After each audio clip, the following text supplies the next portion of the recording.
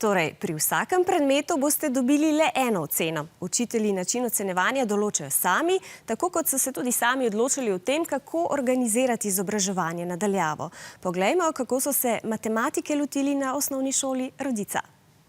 Živ, vidim se zelo zanimiva. Danes vam bomo pokazali, kako se midve učiva na daljavo.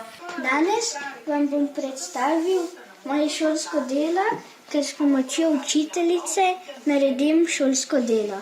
Tole so očala, niso prava, so plastična, vendar zato, da izgledam bolj učiteljica, bolj učena, si bom pomagala tudi malo z njimi. Vsaka bo delala drugo delo.